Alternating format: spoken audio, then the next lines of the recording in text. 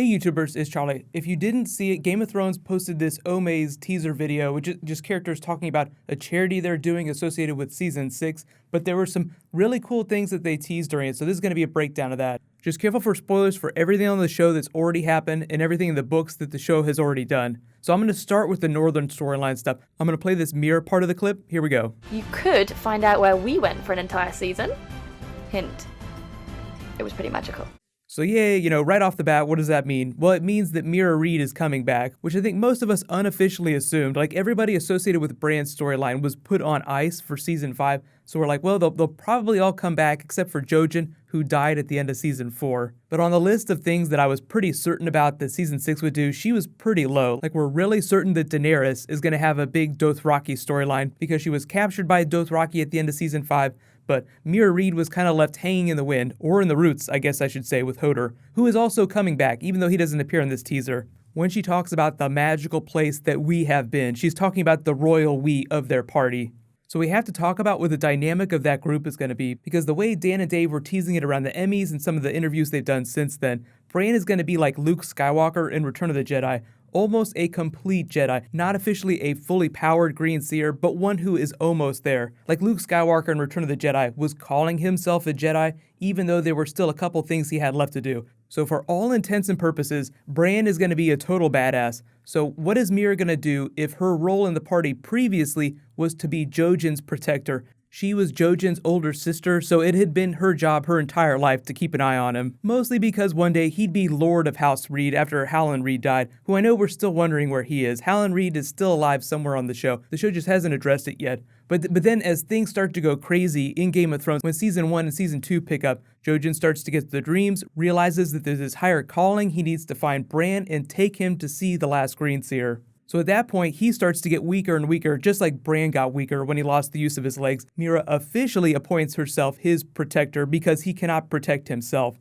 So naturally you'd assume she'd do the same thing for Bran, because even though Hodor is meant to protect Bran, really Bran is the one that protects Hodor. You get that sense. Hodor's like this big lovable finger puppet for Bran. So technically Bran protects Hodor. He can warg into him now, so he can create his own protector if he needs to.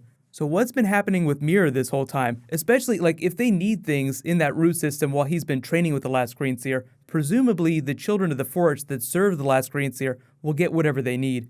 So I'm thinking what the show has done is that they've dialed back a little bit on Children of the Forest, running around with Bran outside because we see him on this horse here, and they'll probably use Mira for a lot of the support tasks that you would see Children of the Forest doing, like going and foraging for food, building shelter, things that require higher brain function that Hodor is not capable of.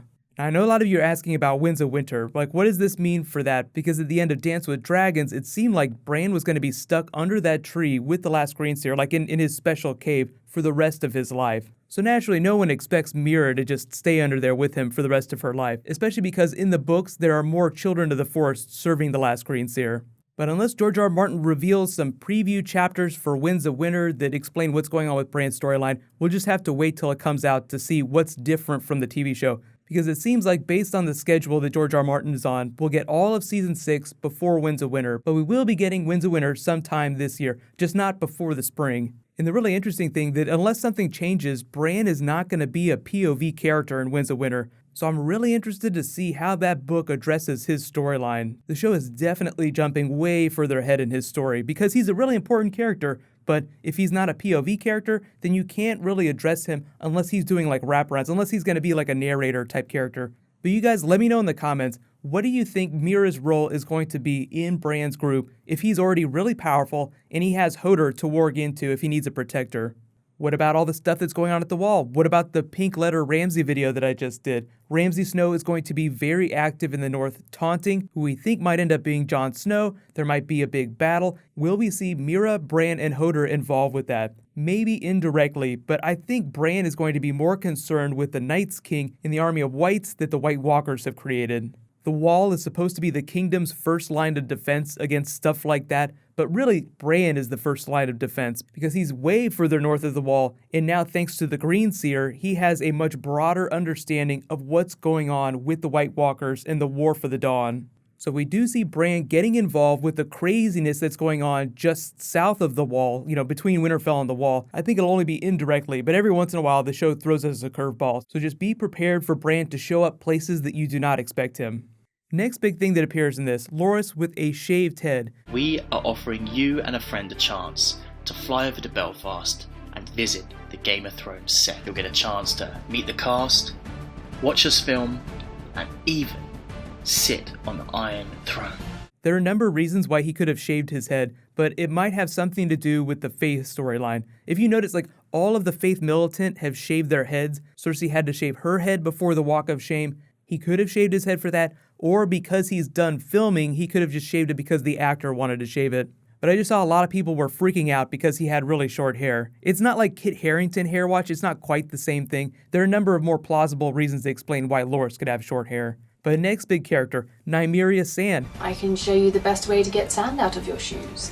Hint, you ask the costume department for a new pair. Confirming that we're going to see some more Sand Snake related things. We don't know exactly where she's going to go, if they're going to do book things or if they're going to change her storyline a bunch. But I'm kind of hoping that they circle back around and do Nymeria's book plot from Dance with Dragons.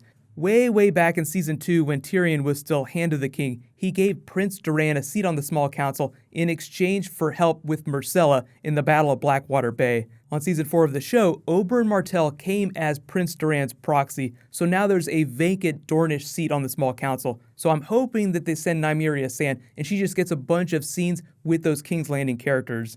I know you guys are wondering when the first real trailer is going to come. I'm expecting it in the next couple of weeks. HBO always changes the way they market Game of Thrones every year just a little bit, and they've been doing a lot of little teasers, so I think they'll probably do that week to week for the next couple of weeks till they actually drop Season 6 footage. I know the Super Bowl is coming, there's always a bunch of Super Bowl trailers.